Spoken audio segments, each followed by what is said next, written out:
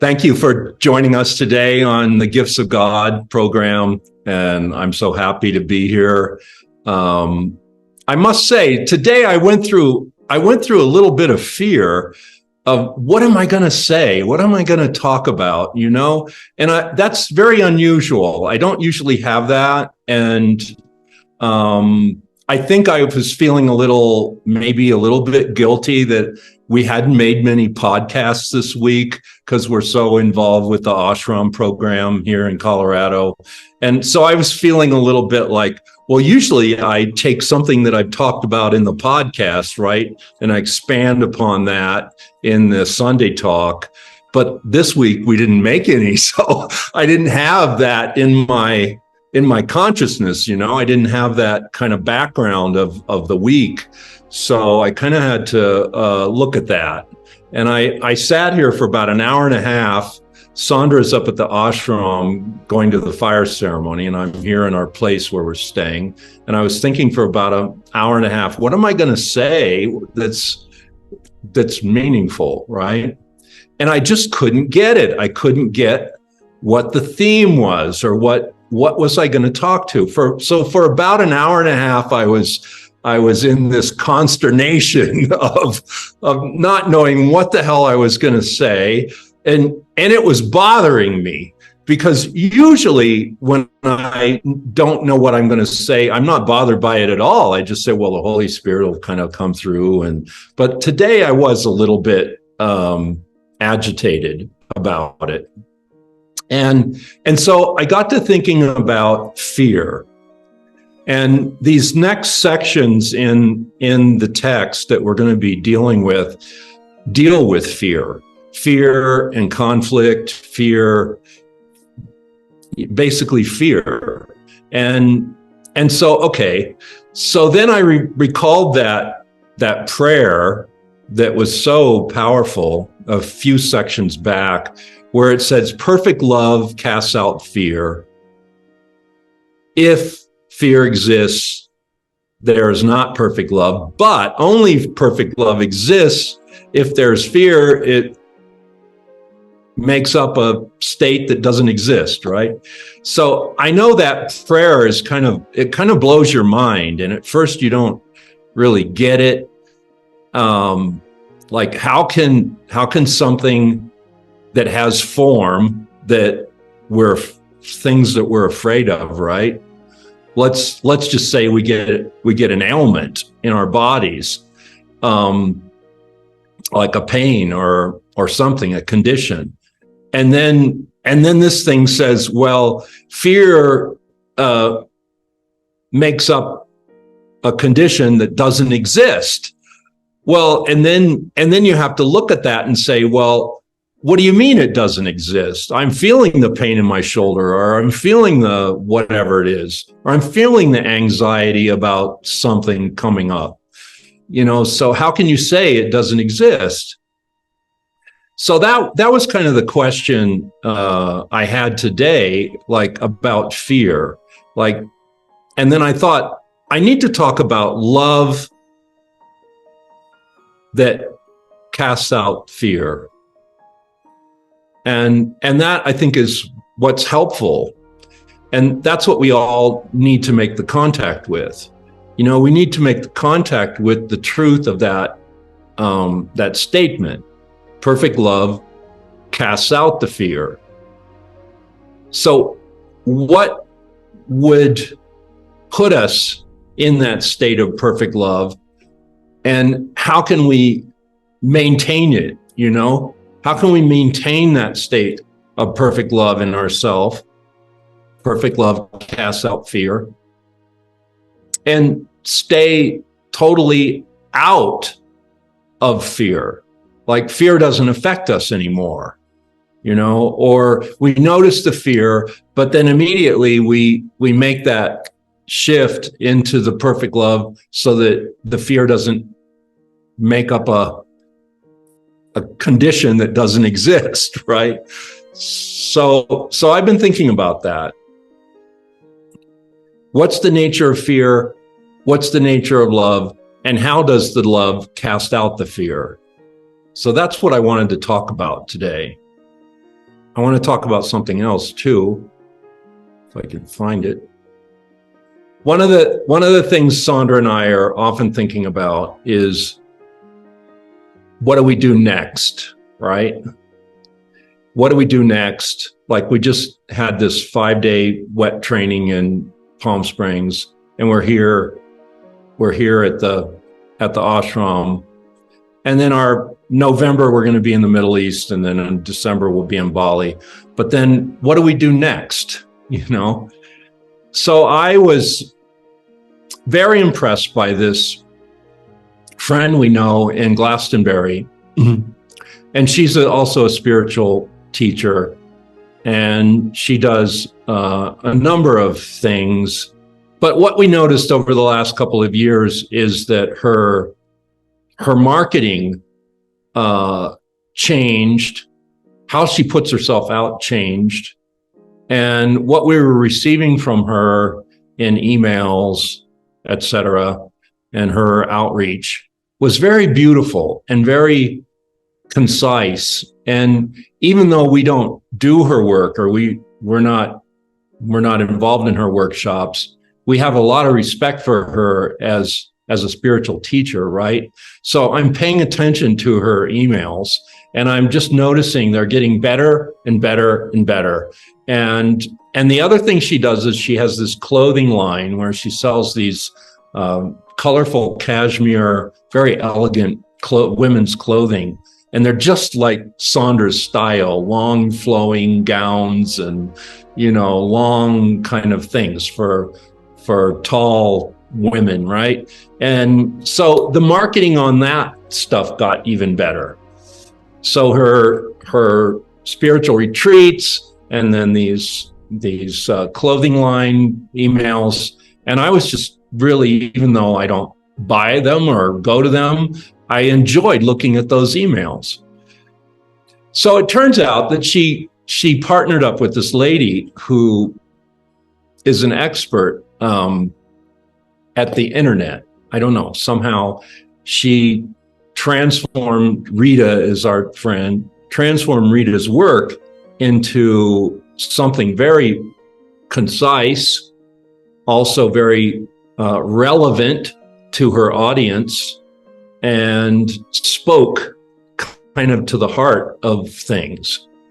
So anyhow, to make a long story short, I had a 1-hour consultation with this lady who's running Rita's marketing this week. And she was so concise. She'd done her homework. She'd looked over a lot of our programs, our website, everything. She had some very good suggestions. And it was like in 1 hour, I got clear on what it may have taken me a whole year to get clear on, And that's just how it is. When people are clear in their particular field, you can cut to the chase and get to the issues so much faster. And it was like perfect love cutting through all my fear, It was like her perfect love and her clarity was just making things so precise. Well, one of the things she said to me, and I want to talk about that now, is that technology is moving very fast. And now, we've probably all heard in the news about, they call it AI, artificial intelligence. It's becoming so sophisticated and actually so intelligent that AI is more intelligent than us almost. There's an aspect of it that is so sophisticated and so intelligent that it's just mind-blowing, right? So she was saying, when you're putting out things, you have to write a lot of stuff, you have to do a lot of copy, they would call it. But there are AI tools that can help you summarize even your own work. Like, let's just say you have a book, you have a chapter, you want to talk about a particular subject, and you have this article.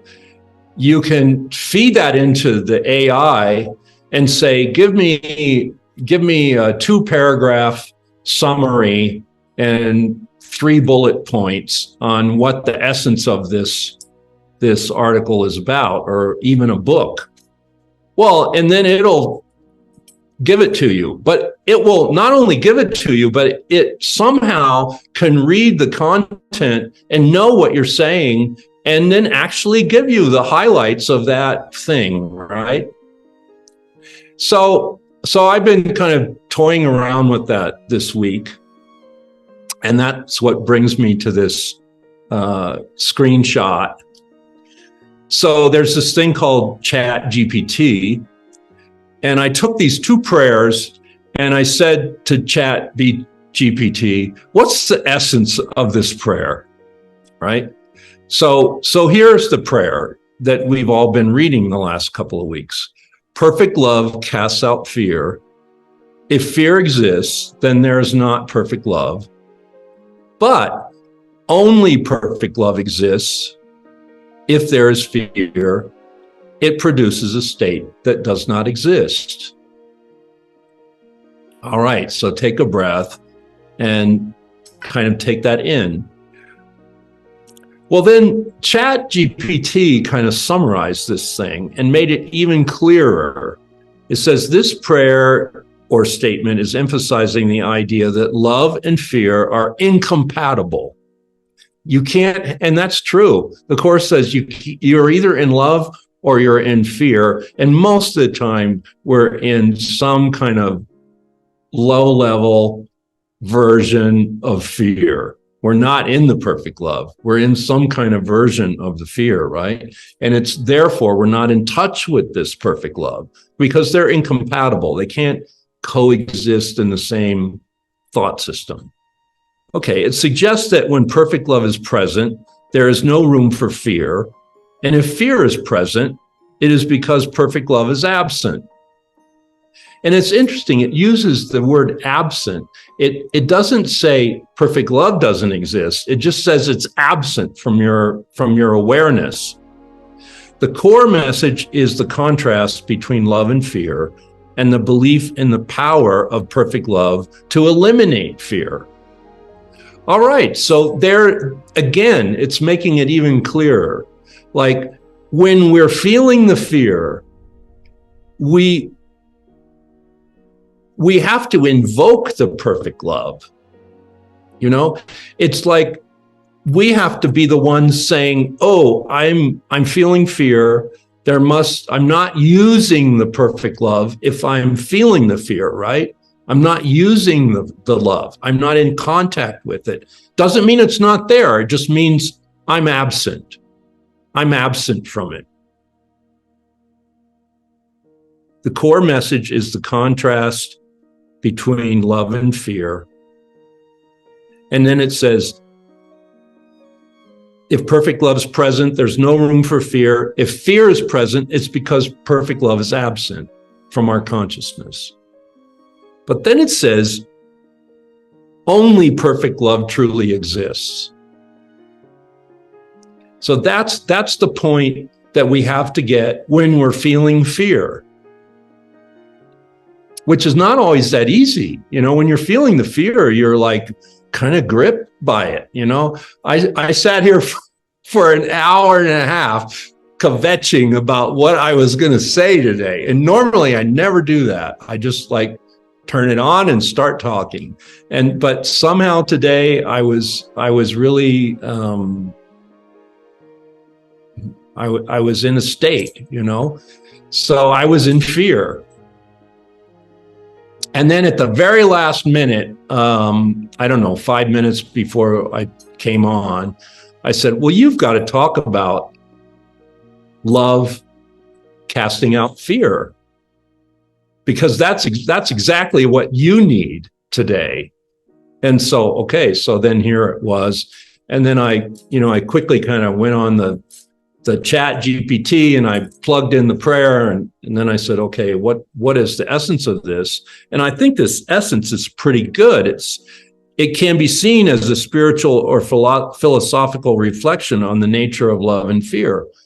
Well, you could use that line to describe the whole Course in Miracles.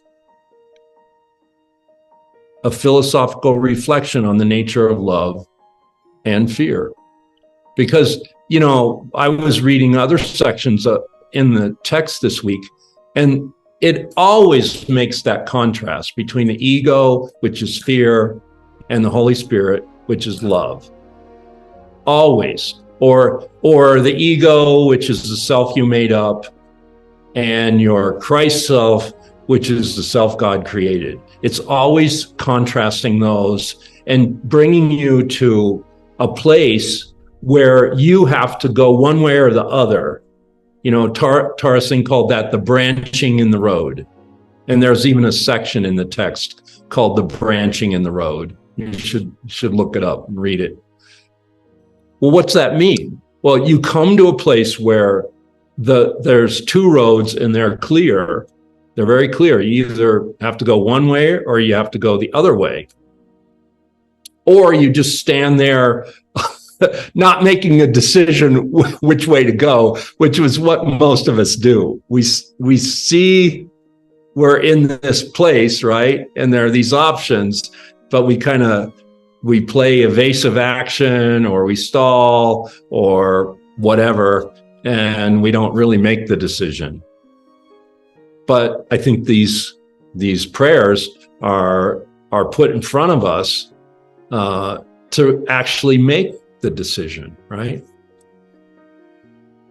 Okay, so then this other one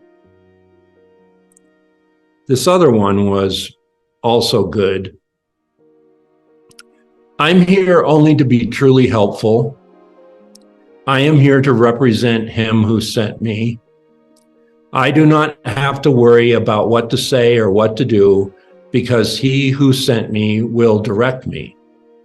I am content to be wherever he wishes, knowing he goes there with me. And I will be healed as I let him teach me to heal. So these two prayers, the one about perfect love casting out fear, and this one, I'm here only to be truly helpful.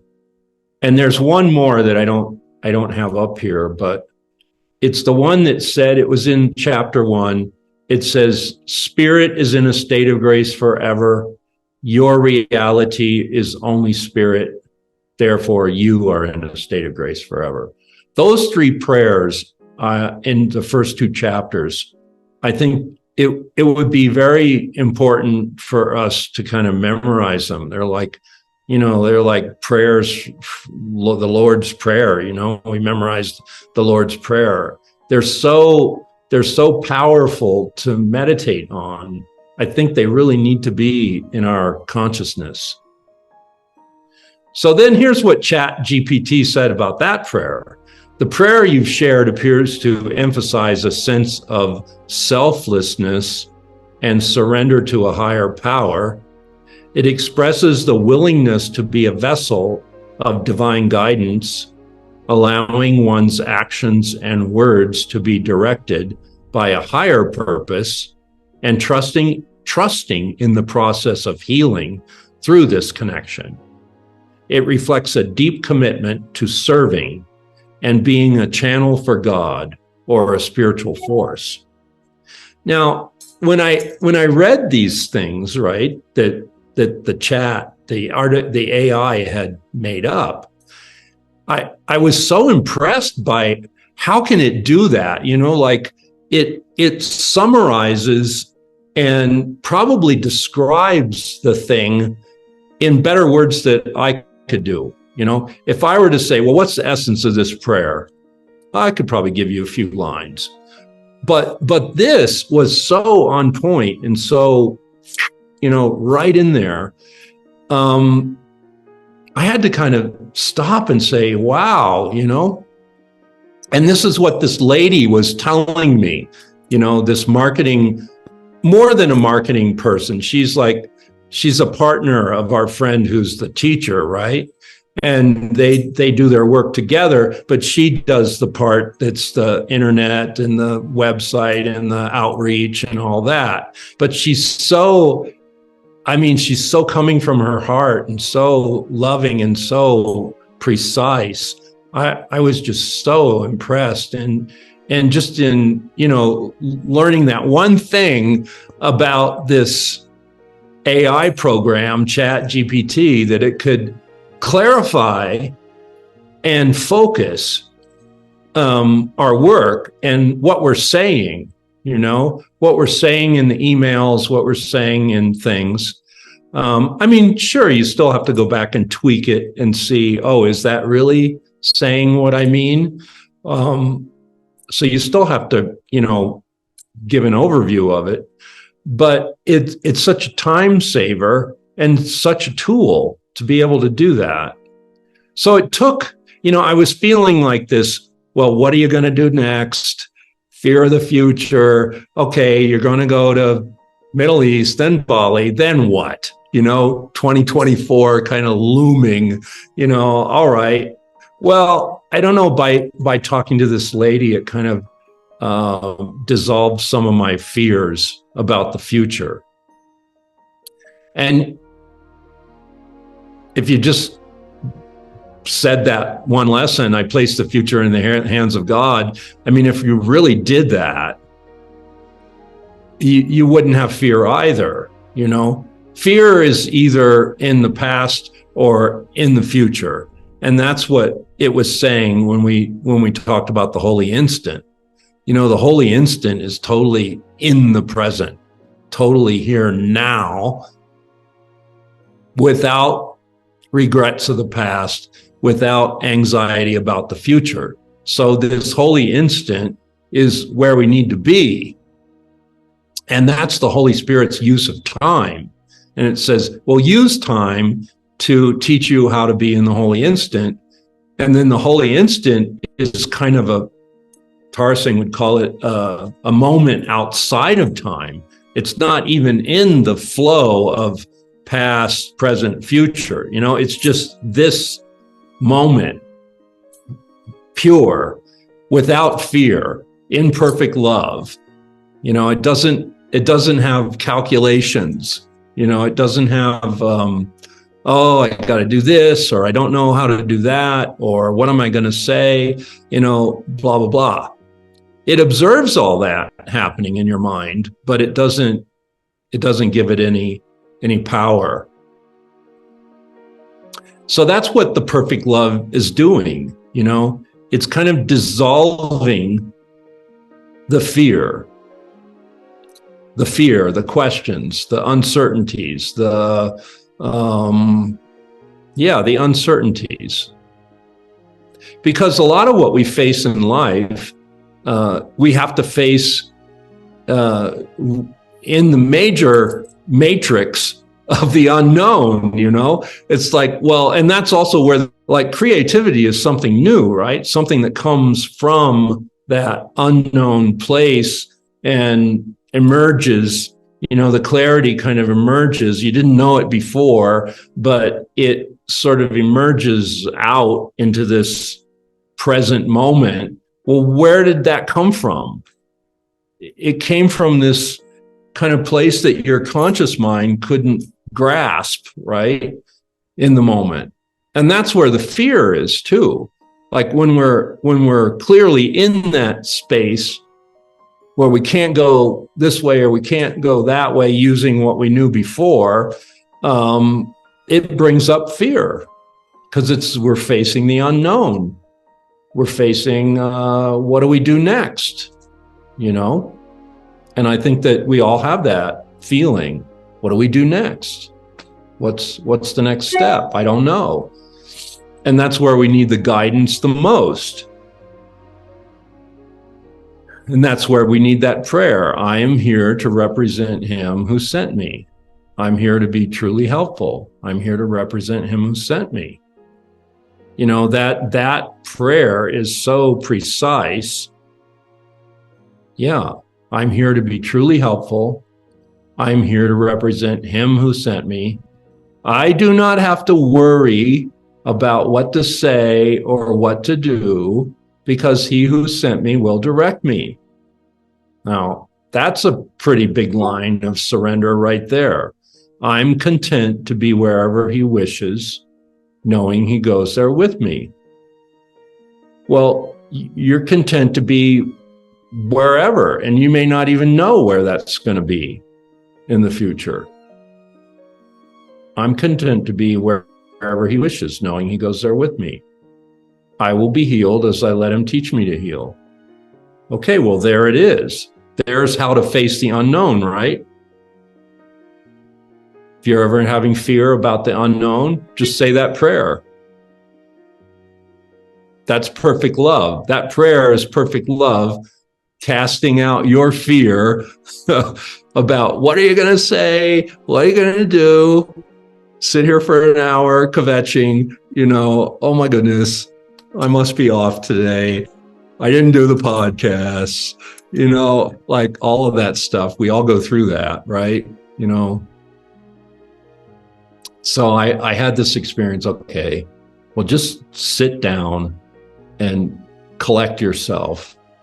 And what is it that you've been immersed in these last couple of weeks? Well, I had to say, it's those prayers. It's those prayers that are they're so strong. They're also, they take our minds to the end point, where you can't like figure them out, kind of, like you have to really sit with them to get the depth of what they're trying to communicate. You can't just read those blah, blah, blah, blah, blah, blah, blah, and say, oh yeah, it's this. Well, I don't know, maybe Chat GPT can, but, and I'm not trying to make a case for Chat GPT, but it does boil it down to a concise statement, right? And then that can be helpful in how we look at it and how we apply it, because the application is always it. The application is everything. It's like not knowledge, not learning, not all this other stuff. It's the application. And the application is not necessarily an action in that, oh, we got to do something. Now that might come later, but the application is really taking it in and having it fully integrated in our understanding, in our realization, in our how that affects our makeup, how that affects our being itself, our view of ourself, right? So that's the application. It's this total like focus, not in a I feign to say focus because that implies effort and that implies development. It's not a development. It's such a total presence where you're totally present with it and you're not distracted and you give your full attention to that and it comes into you somehow. It comes into you in a whole way so that you see the whole picture, right? Well, when you read that prayer, okay, perfect love casts out fear. If fear exists, then there's not perfect love. Well, the first thing you see when you read that is, wow, I spend a lot of time in fear. I spend a lot of time wasting away in uncertainty and fear and, in my mind, right? We're just talking about your mind now, okay? I spend a lot of time thinking about what my anxieties are for next week. And then this says, well, perfect love casts that out. So then you realize, well, I must not be quite doing that, And then it says, well, okay, but only perfect love exists. If there's fear, it produces a state that doesn't exist. Now you're even more like focused or fully with it, fully attentive. That's the word I wanted, attention. You give all of your attention to it without distraction. And Krishnamurti and even Tara Singh, they would call that meditation. And they would say, that's very natural. It's not a technique. It's not a, sit a certain way, breathe a certain way. You don't need to learn this technique. It's already with you, but you have to be with it. And when you're with anything with full attention and you totally show up, And that's also the holy instant. You're showing up in the present without the past and without the future, and you're totally present. That's meditation. And it's totally natural. And that's the way our whole life should be lived, you know? Everything is a meditation. So, okay, so you show up, perfect love casts out fear. Okay, I see I have a lot of fear. But then it says, okay, only perfect love exists. And if there's fear, it's producing this state that doesn't exist. All right, now you have to look at what's your fear made up? What has your fear produced in your life? Now you have to look at that. That's the final miracle, right? Okay, so take that thing, okay, it produced something that doesn't exist. So what is it I'm still afraid of? And what are the conditions in my life that I'm still afraid of? And why? And are those real things? Or are they just projected from my mind? I'm just projecting them. And then you start to question, okay, I do get in situations where I feel activated, I feel fear, I feel uncertainty, whatever. Well, why? What am I doing? Why am I doing that? Do I have to do that? Can I stop doing that? Okay, I'm fear. In those moments where you're not feeling the love, you are the fear. You are fear. And just let that soak in, you know? But then it says, well, perfect love casts out the fear. Can I let it go? Can I rise above it? I'm at the branching in the road now, right? So the prayer brings us to the branching in the road where we see clearly, okay, this is the road of fear, and I've been going down that road quite a lot. And then there's another road called perfect love, and there's no fear in that. And I may not fully know kind of what that is, but I know it's some decision I need to make. And then it's also reinforced. That decision is reinforced by the Holy Spirit, by the Christ, by all the holy masters, whatever you want to say, you know, in that department. I'm among the ministers of God. I'll step back and let them lead the way, right? Okay, so you see, all right, there are people helping me, leading me, holding my hand. So I can go the route of perfect love. And I'm absolved of all the times that I fell into the fear, you know?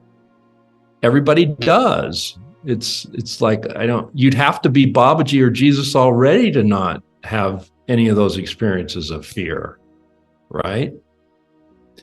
And the purpose of them being here is to draw us through that and get us out of it, save us from the hell we made up. Fear is the hell we made up.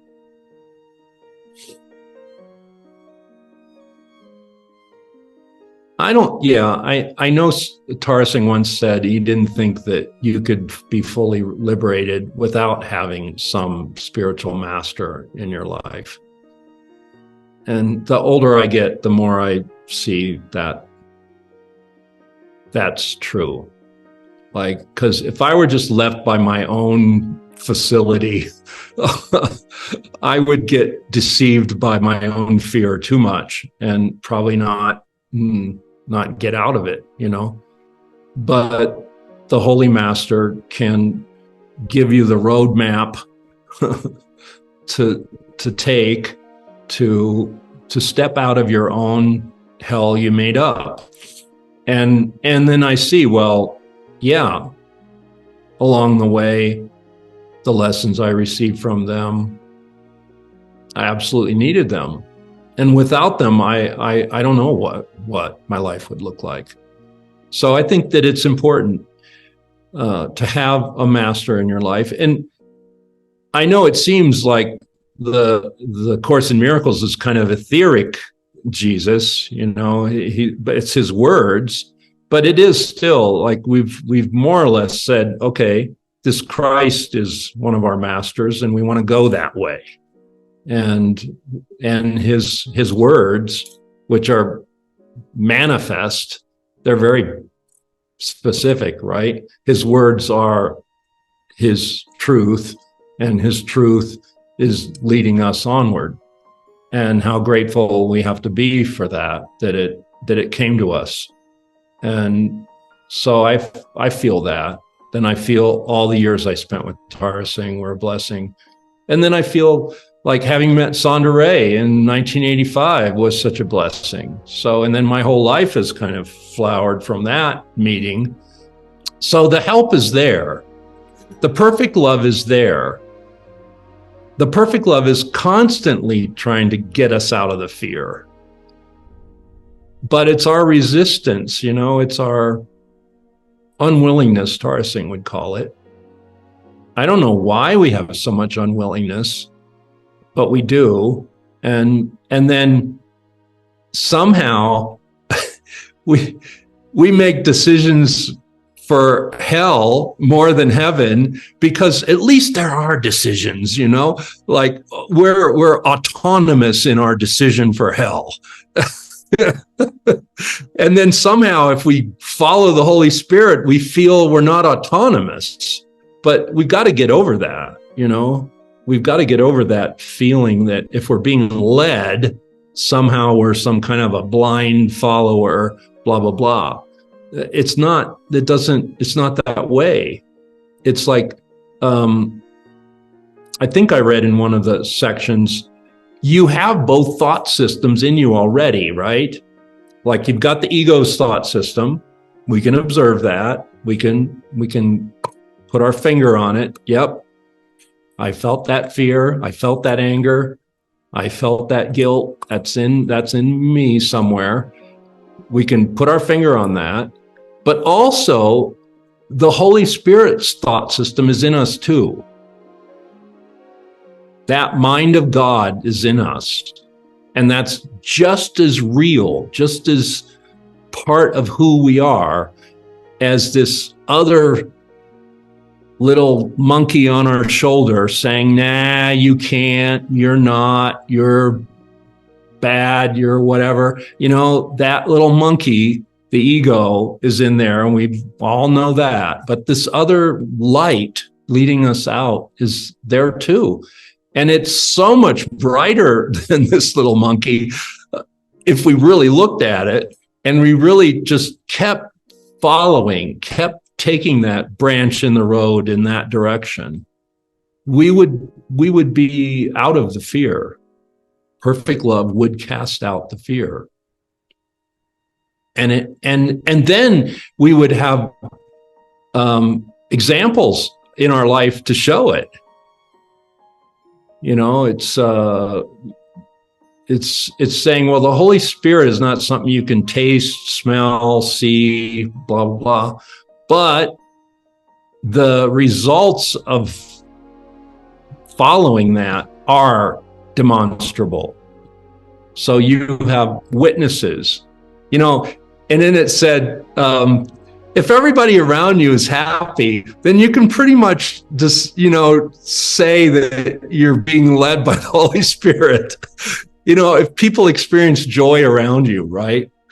Those are your demonstrations that you're kind of going in the right direction. If people are happy, they're joyful, they're productive, they're doing wonderful things, right? And those kind of people are around you, then you can probably safely say that the Holy Spirit is guiding you and working miracles.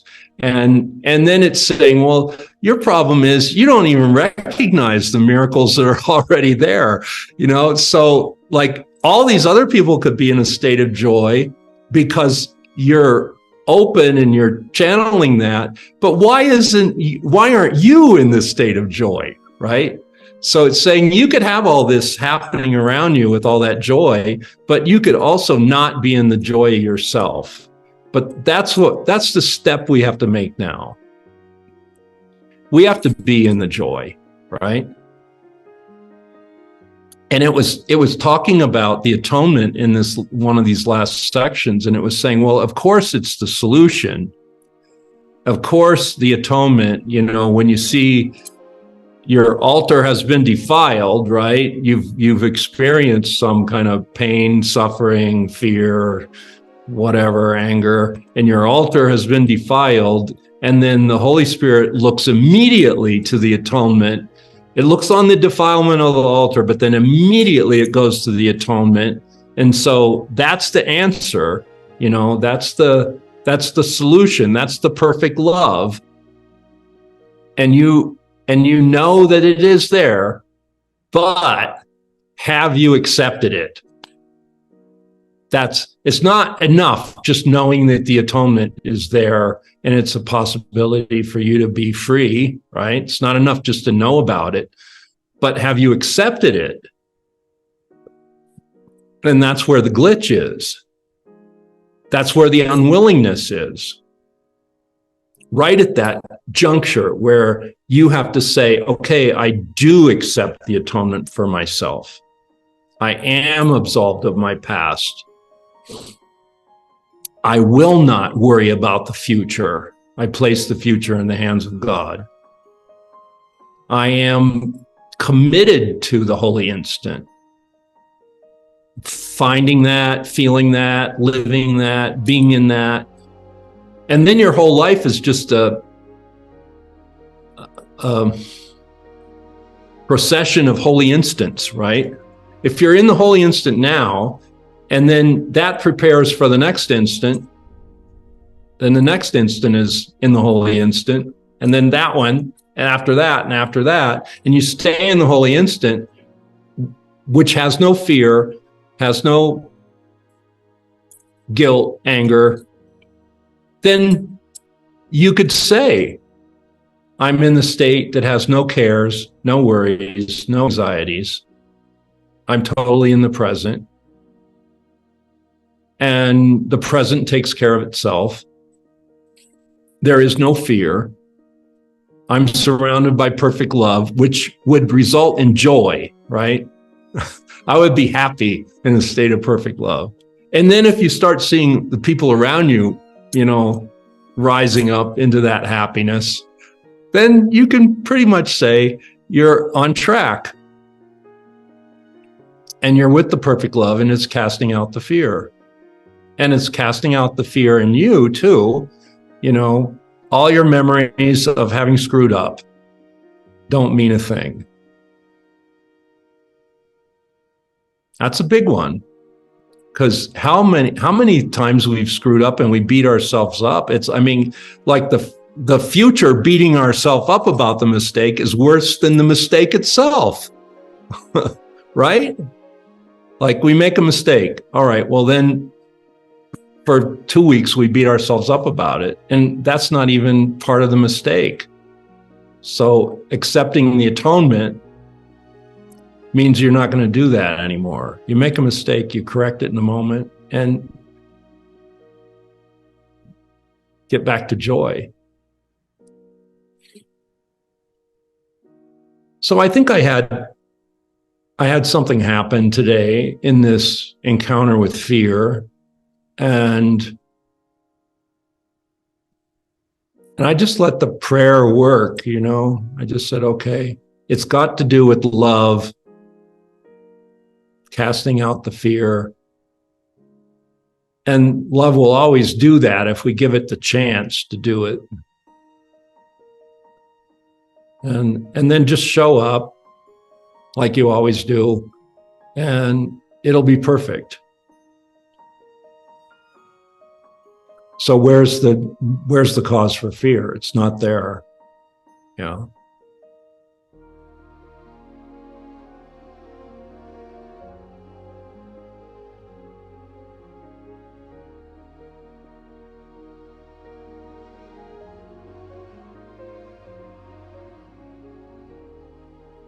I think we have to give ourselves more time to just be quiet and be with the presence. A number of times this week, I gave myself the space just to be quiet and not do anything. Just sit there and feel and be and soak in whatever, observe my mind and observe the natural beauty around here. It's quite pristine here in Colorado where we are. It's out in the mountains. The ashram's kind of up the side of the mountain. And then at night, the air is so clean here, you can actually see the stars. Like if you're in Washington, D.C., and it's even a clear day, like it's a clear day, it's a clear night, you can see only the most bright stars in the sky, right? It's like a few, they're up there. But out here, you go out at night and it's like, boom, the whole sky is just filled with stars. Like you can see the Big Dipper, you can see the Little Dipper, you can identify them. And then the whole sky is just filled with stars. And I remember that as a child, I grew up in Ohio and the stars were bright like that. But I hadn't had much of a memory of stars, living in cities for so long. But out here, golly, I just looked up and it's just like awesome. And so we're away from, I think Denver's 5 hours away. There's no big city. The air is clean, crisp atmosphere. And it was just very uplifting just to kind of sit outside at night and just look at the stars for stargazing, with no particular goal in mind other than just observe the beauty of it. And where we go to the ashram for the Navratri, they have this murti. A murti is a statue of a deity. And if that deity is the real thing, they activate, they do what they call activating the murti. So there's this statue of the Divine Mother in the temple that has a very special place. It's like this little temple in the temple where the Divine Mother stands. And when you activate a murti, that means you have to treat it as though it has a living presence. So I think this murti was installed in like 1987. So what that means is if you activate it and it has a living presence, you have to treat it like a living being. So you have to wash it every day. You have to feed it. You have to give offerings, prayers. Every day there's like puja, they call it. Puja is like a set of prayers. And you have to do the homage to this murti every day without missing. It's like you can't say, I'm going on vacation, right? Well, you can, but you better make sure there's somebody there tending to the murti when you're gone. So every day since 1987, when they put it there, they've done this. They in the morning, at 5 a.m., they take all the clothes off the murti and they wash it and they scrub it down and they dry it and then they dress it again. And then they bring, the altar food to the murti and that sits there during the day. And then at night, they take the clothes off, put the night clothes on, and then it sleeps. And then in the morning, they do the whole thing again. Okay, so anyhow, in this temple where we are doing the Navratri, is this murti of the Divine Mother. She's very beautiful. And this friend of ours, Ram Loti, who's who's been the head of this ashram since 1987. She's oversees it. She's been the one that's taken care of the Murti, and she has other people helping. But so it's just a beautiful experience to see this Murti. And I know in Western thinking, they would maybe consider that idol worship, or maybe even if you applied like the Course in Miracles, you could say, well, it's an idol, it's a thing, but I let go of all those judgments. And even though I'm a student of the Course, I don't make that wrong, and I don't make it a contradiction of the Course. It just is another way of worshiping and finding God. And so I appreciate that. So we've been here all week participating in these ceremonies in the temple. And a couple days ago, we got up really early at like 4 a.m. and went to see them bathing the Murti. And it was just very powerful. And it's kind of like the moment outside of time, if you're not judging something and you're just seeing it for what it is, and the holiness and the attention given to something like that, you can only have this deep gratitude for being a witness and deep joy for being so close to something so sacred, and I think we have to feel that way about the Course.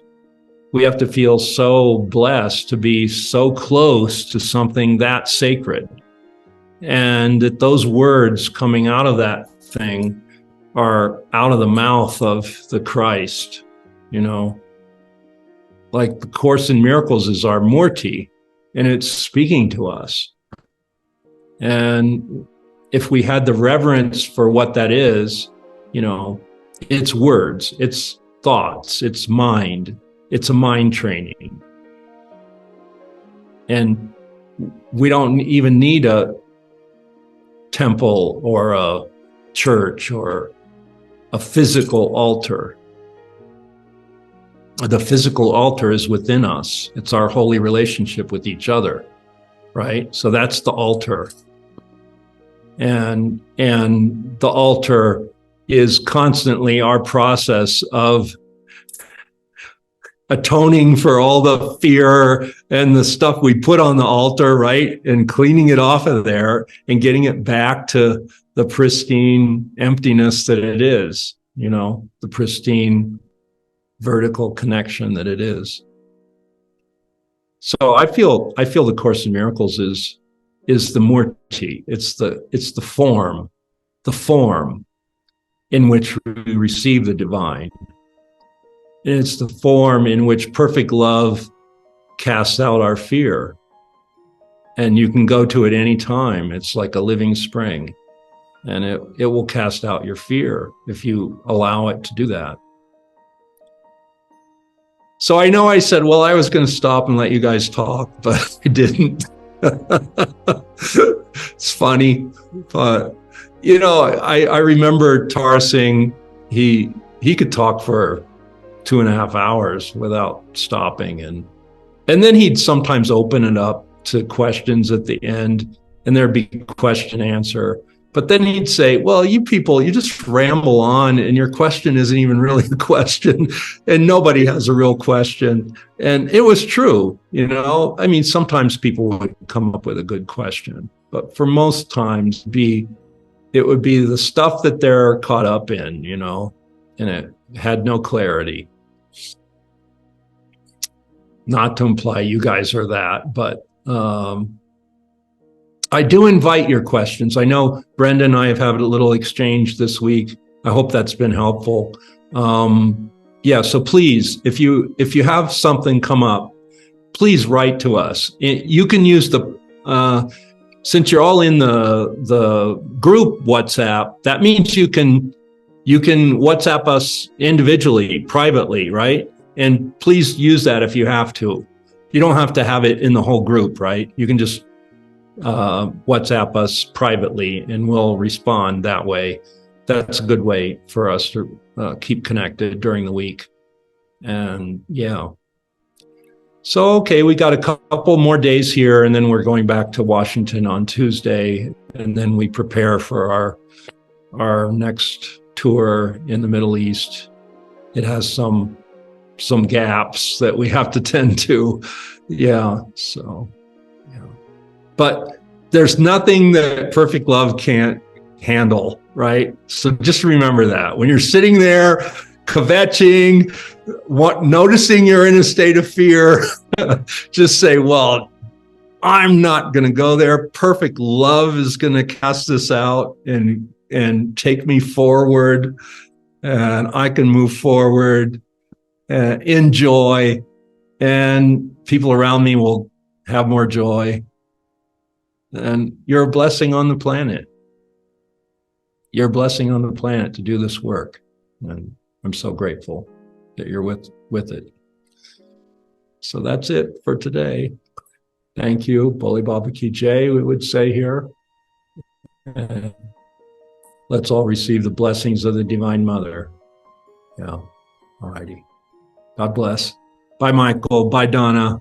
Bye, Monique. Bye, Brenda. Bye, Rasa. Much love here for you. God bless. Yeah.